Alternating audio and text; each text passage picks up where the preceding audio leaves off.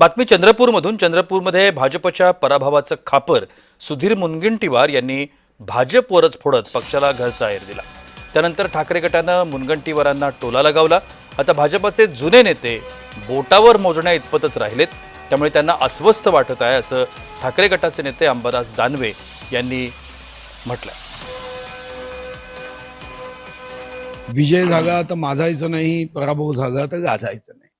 काँग्रेसने त्यांच्या नेत्याला शक्ती दिली आणि आमच्या पक्षाने चंद्रपूर, गडचिरोली, भंडारा, गोंदिया या चारही जिल्ह्यांना प्रतिनिधित्व दिलं नाही.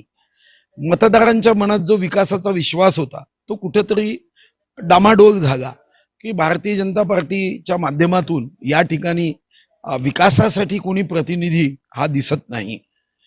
दुसरं, गडबाजीला पोषक वातावरण आमच्या पक्षाच्या नेत्यांनी या जिल्ह्यामध्ये होईल अशा पद्धतीने निर्णय ते घेत गेले आणि मग गडबाजीला प्रोत्साहन होईल असं वातावरण याचाही काही फटका हा निश्चितपणे आमच्याकडे झाला. फक्त हे एक दिवस होणारच आहे. कारण हे माझं घर असताना माझ्या घरात येऊन दुसरे लोक घुसून राहायला लागले तर मला थोडस अस्वस्थ म्हणा, असुरक्षित वाटायला लागतं.